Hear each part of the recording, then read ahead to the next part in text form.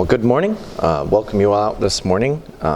It is November 29th. It is just before December, which seems crazy to me. It feels like yesterday it was March. We are thankful that all of you are here, and we had lots to be thankful for this week, as it was Thanksgiving week. Glad that we could, be with some family, with some friends, and just be thankful for each other and the fellowship that we have. We're continuing on in Revelation. I know it's been a couple weeks, so we're going to talk a little bit more about the ending of chapter 10. I'm trying to make sure I cover everything before we move into chapter 11. Chapter 11 is very difficult, but we will get through it. I know it's to be understood. So we know, as I do my little recap, pretty much always in Revelation, just in case someone's listening for the first time, like if Josh is listening for the first time today. We know that Revelation 1 begins with the revelation of Jesus Christ. That's the importance. That's what the book's about. That's what the book has been given to us for. The book is to not know more about your future. The book is not to know more about what's going to happen or the unknown. It's not to relinquish your fears of what humankind will develop into. Because it's very clear. You know what mankind is and what has always been, and that's what Revelation shows you.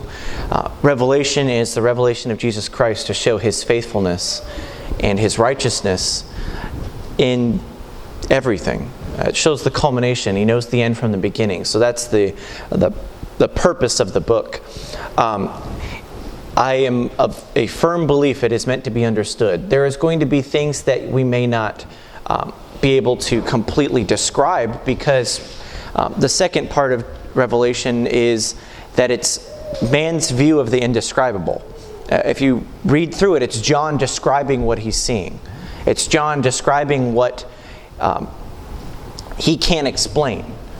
He can only explain it in terms that he knows. So that's why there's a lot of things that he doesn't understand, but he explains it in terms that he knows. We've seen that John is fallible in his belief. So this is a fallible man's look at the indescribable. We've seen him not understand what's going on. We see him cry and not have the answers. We've seen him mourn because of things going on and get emotional. That's what we do. And a lot of times that's taken out of the context, and it's a very different book from the rest of the Bible, because it's written from a perspective of a man not knowing what's coming next. It's very unique in that experience. Also, we know that this was one of the first to be dispersed among the churches. And the third part of Revelation that I believe it's there for is it's to take you to discern Scripture with Scripture. Revelation is meant to be parsed with the Old and the New Testament. It brings you back to specific portions. I hope that's become clear that that's what we've been doing, is that I will take a portion that we go, I don't really know what this means. And I'll say, well, it means this because it's mentioned in Ezekiel somewhere, or this is mentioned in Genesis, this is mentioned in Exodus, this is mentioned before. Revelation doesn't come out of nowhere. It's been talked about from the beginning of time, and it has lots of things that call back to it in the past. It's saying, hey, this is what happened, and this is what this signifies. This is what this means. From the stones, the view of the throne room, to the plagues, to the judgments, to the seals. We've seen how it connects to the past so that they know that they understood. In chapter 11, it's going to be very, very clear as we get there. But this is predominantly a judgment on the Jewish people. They didn't, and I hope that that's become more clear. I kind of didn't make that very clear at the beginning, but know that this is a culmination of the children of Israel's insufficiency to take God as king. This is the judgment. This is what's happening. He gave them the chance to say, accept me as your king, I'll set up my kingdom, welcome me in arms. And what did they do? They killed him. We killed him. We take full responsibility for that. And this is the culmination of that. This is the ending of that. This is the consequences for that action. And it's not all, it sounds a lot of downers. We've talked a lot of very terrible, I say, things that are unimaginable, things that the hardship and the things that people go through. But what it does show is the righteousness of God. It shows that He will not accept anything less than glory. It shows that His righteousness is what's most important. His being is what's most important. His perfectness is what's important, and that's what we'll see even more as we go through here. We've seen the messages to the churches, and that showed us, different times throughout church history. We've seen mention of the come up hither right at the beginning of chapter 4, at the beginning of chapter 4. We've seen Him mention a beautiful, in chapter 1 He talks about this beautiful vision that He sees, and then for the next 4 chapters references back to it to show you that, hey, this is what you're supposed to do when you don't understand it. I'm going to give you something for you to go, to then look back and say, oh, that's what this means. And I think I've already said it, but I really like hitting it home. This is to drive you to interpret Scripture with Scripture. We've seen the beautiful throne room of what it looks like. We've seen the judgments and the seals. When we've seen, and now we're waiting for the third woe and the 7th seal to open. And we're getting to that point where it takes this pause in chapter 10. Chapter 10 has been a very beautiful portion of Scripture. Not any more beautiful than the rest of it, but it's been a beautiful pause right before we're going to get into some even deeper stuff in Revelation 11. So chapter 10 has been a beautiful look at the deliverance of Scripture to man. He sees that he comes in verse 1. We see another mighty angel come down, clothed in a cloud, a rainbow on his head, and his face it were the sun, and his feet as pillars of fire. He has a little book open, and his right hand foot upon the sea, and his left upon earth. And he cried with a loud voice, when a lion roareth, and when he had cried, 7 thunders uttered their voices. In verse 3, and we see that when the 7 thunders uttered their voices, I was about to write, and I heard a voice from heaven saying unto me, seal up those things which the 7 thunders uttered, and write them not. We see this. Again, this kind of proves the fallibility of John. He's just like, I just got to write down what I'm seeing. And he was so engrossed in writing this vision down that he just said, take that for yourself, but that's not what's important to this chapter. What's important here is the deliverance of Scripture. That's what I want you to see. I want you to see that straight from heaven came this book that I'm going to give you and say to take and ingest. And the bitterness and the sweetness of it, we saw how that mentioned back in Ezekiel, of how that it was taking and eating up, and it's going to be in the belly bitter and mouth sweet as honey. And he takes it, and verse 10 and 11 is where we're going to focus on today. And it says, and I took the little book out of the angel's hand and ate it up, and it was in my mouth sweet as honey, and as soon as I had eaten it, my belly was bitter. And he said unto me, thou must prophesy again before many peoples and nations and tongues and kings. So we see him take the little book. Remember what we focused on, I think 2 weeks ago, was the fact that he told him the consequences of it first. And it's kind of backwards from how me and you think. Whenever I'm telling someone, I'm never going to tell them how it's going to make their stomach feel first. That's not how you present something.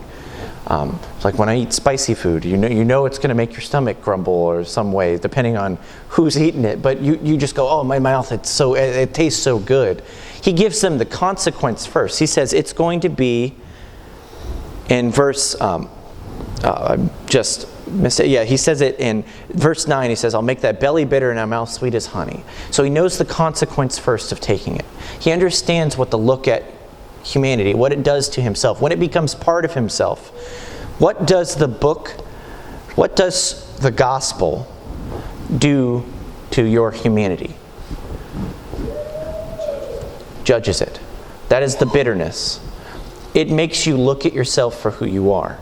It makes you judge who you are in the face of perfection. The Bible is perfect. That's not something up for debate for me. The Bible is perfect, and it'll show you who you are. It is a mirror that does not lie to you. It's not one of those fancy mirrors that makes your stomach look skinnier or anything like that. It tells you exactly who you are. It makes you understand who you are, because you look through this, and what we've already gone through is the look of Pharaoh and how it was calling back to the time of who man is, what man is doing in the face of this. Remember that even in the direct face of God, what we've already seen is, as the judgments are coming, what does men do? They wish and they pray for the rocks to fall upon them, instead of actually acknowledging who's doing it to them. Instead of actually acknowledging the acknowledgement of God, or falling on their knees and begging for forgiveness. In the face of God, the opposition still exists. And then it brought back to Pharaoh, and we got to see how Pharaoh's heart was hardened, and that he came around a couple times, and I put that in air quotes because he was like, I recognize that God's doing this. I understand that He is there. I have the head knowledge that this is because of God's wrath. But his refusal to accept it for what it was is man, I think, encompassed. When it comes down to it, man will understand who God is. Man will realize God is what is doing this to them. Man will realize and see that God is the complete and utter control of the world, but they will refuse to accept it. It's something that pretty much only man is capable of. We are very good at not accepting fact or belief right in front of us. We can deceive ourselves more than any other creature in the world. We can convince ourselves. I mean, there's whole portions of the world that believe, there's sects of people who believe that the world is flat. That's a thing that happens, and I'm not trying to make a joke or make light, but that is something that they believe. They look at it and say that, despite all the evidence and the perfectness or even Scripture that says that it's round, they believe it's flat and refuse to accept anything else. That's something that's significant to us. That's something that's in particular to humanity. We have that unique ability to disregard the fact. We just do. We can look at something and say, I don't believe it. And so it also brings up a little bit of a deeper notion that seeing isn't believing. And that's taught throughout all of Scripture as well. But we've seen lots of different portions of Scripture, lots of different examples where saying, well, if I just saw this, or if they just did this, I'd believe. Or, I have to see it. And if I touched it, it's like... what is it, Thomas, the one who says, if I could just put my hand to his side and put my fingers, that's the see to believe mentality. And Christ invites him to do that, and he doesn't. But that's not what needs to be, that's what man thinks that he needs to believe. But we still don't. We still don't. There are satellite pictures that the earth is round, and people refuse to believe that it is. They will explain the truth. And so when we see who man is in this instance and what it is, it shouldn't surprise you that you're able to not believe what's right in front of you. That man's inability to accept God in this instance should not come as a surprise, because we've been doing it since we were created. Adam and Eve did it. They tried to hide from the Creator. That's what happened. They tried to clothe themselves. They tried to hide in the garden that there's nobody else that they can possibly be talking to besides each other, but they still tried to hide.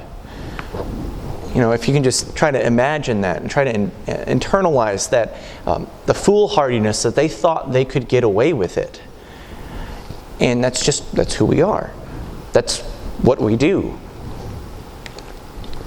So we have the beauty of the book in contrast to that, of saying, here's what's perfect.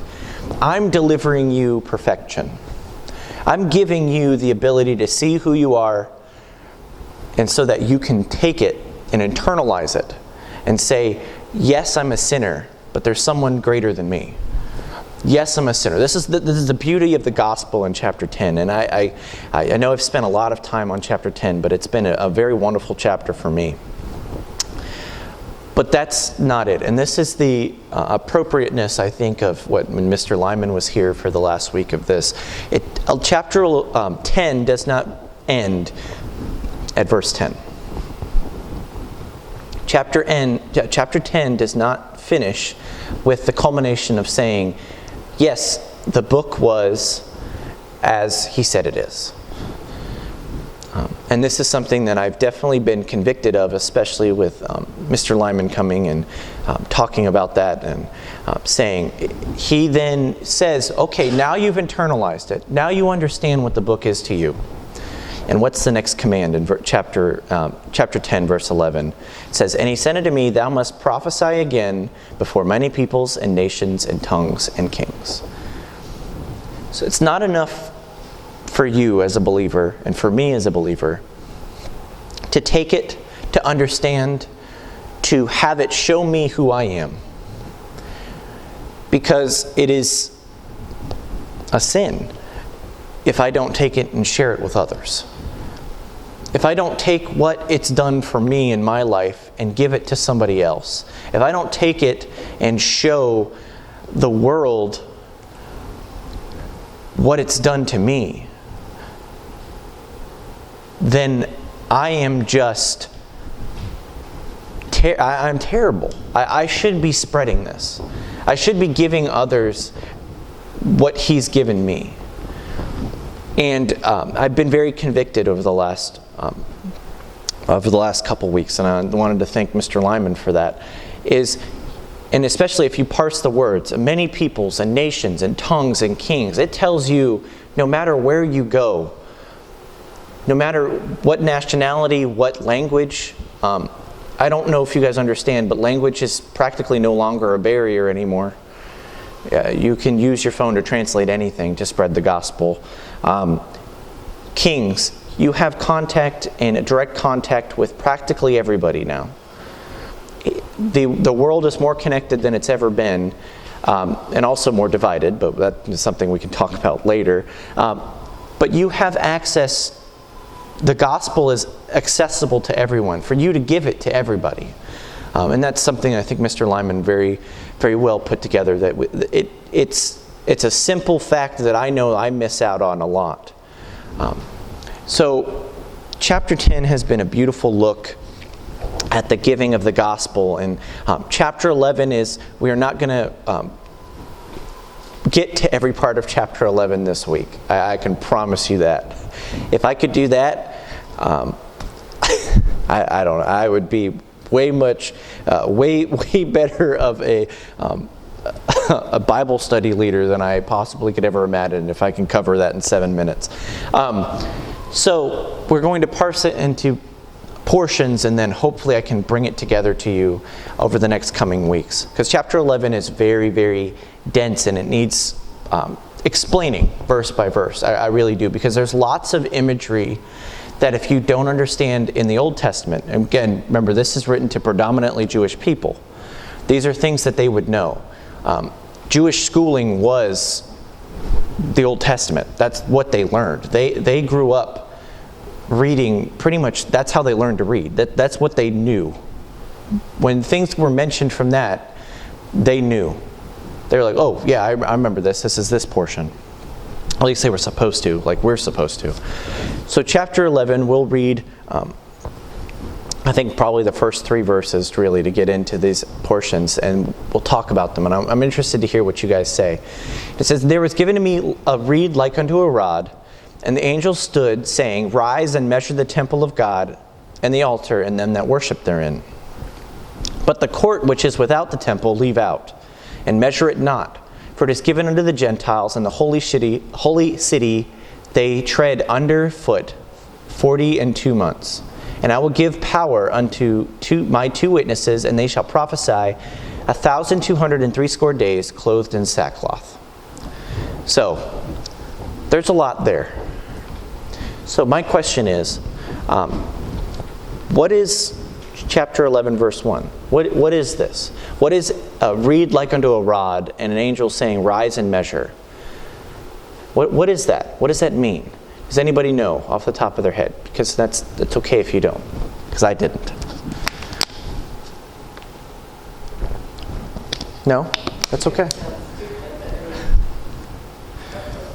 They didn't have tape measures, they had sticks or whatever to measure something. So he wants them to determine the size of the building, the size of the temple. So he's telling you to rise and measure a piece of land, right? That's what he's saying. Like and it gets even deeper into the Greek, and we'll go over that more next week. There's two different names for the holy city. There's one that's just the temple, and there's one that's the entirety of the city.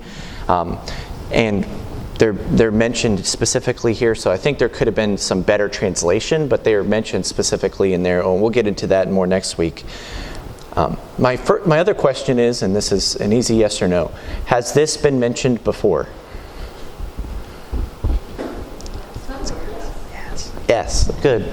Talk about how the temple will be built on the stones of the foundation. Do you remember where? No. That's okay. Ezekiel 40. So this is the future temple? This isn't the temple that's going to be built during the tribulation period? I believe that it's the future temple. That's what I think, because there's. You're thinking it's the temple in the millennial reign? That's where I'm leaning towards right now. As it becomes more clear to me, I might make that more clear. But as of right now, it seems to be that's where he's.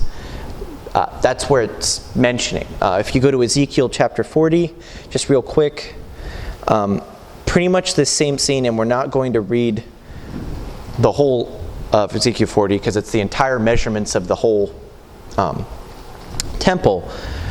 But it says in verse 1 of Ezekiel 40, it says, in the 25th year of our captivity, in the beginning of the year, in the 10th day of the month, in the 14th year after the city was smitten, in the selfsame day the hand of the Lord was upon me and brought me thither.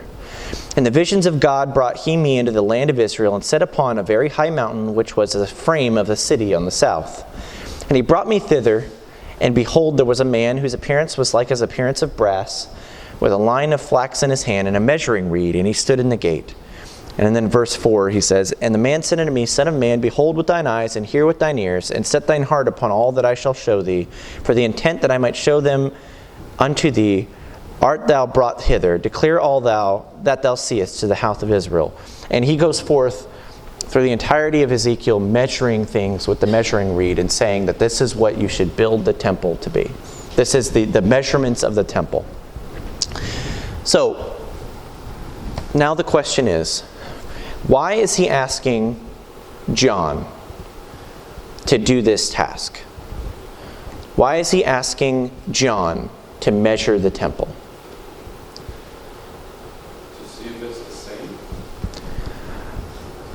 as Ezekiel? No? I would say it's to put him in the instance of saying that you are like Elijah. This is going to be your responsibility.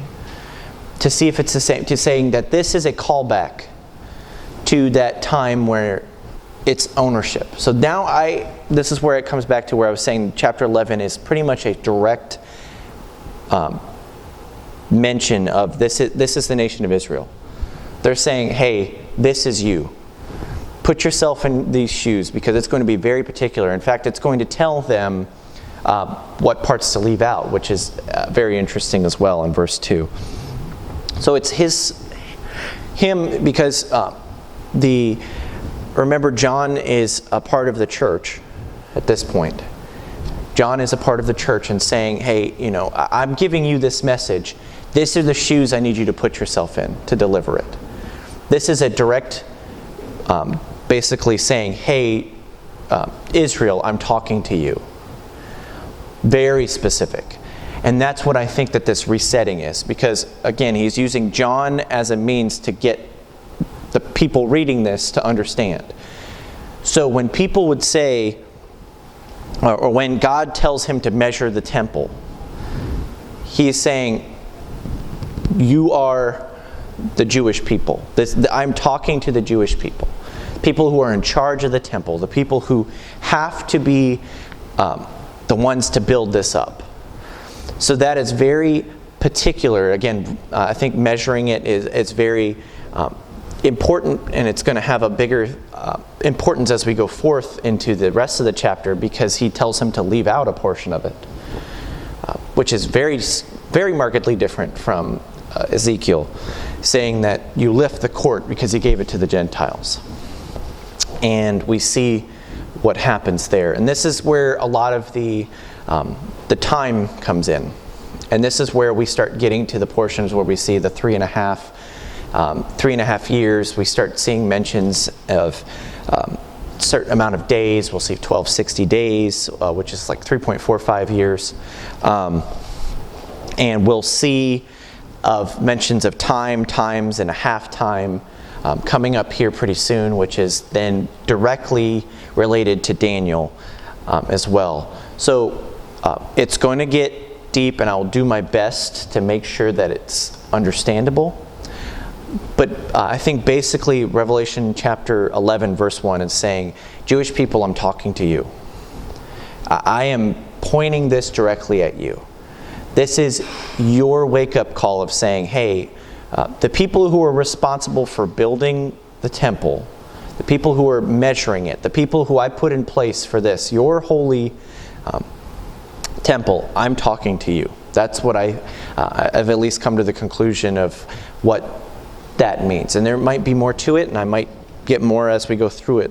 But we've gone from the delivery of the Bible and gospel in chapter 10 to him pivoting and saying, we're about to get to the final woe in the seventh trumpet, or the seventh bowl, if I'm not...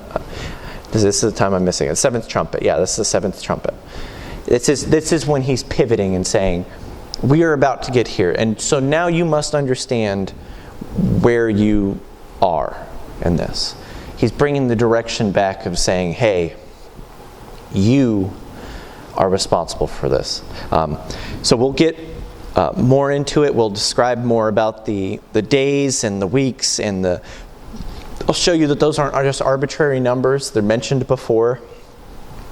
And like I said, in Daniel, and they're mentioned again in Revelation 12 and things of that nature. So I will do my best to make it clear, and if it's not, stop me and we'll get forth from there. It's going to be a little bit dense, but I think it's going to be understandable in the end. So Dan, if you don't mind closing us this morning.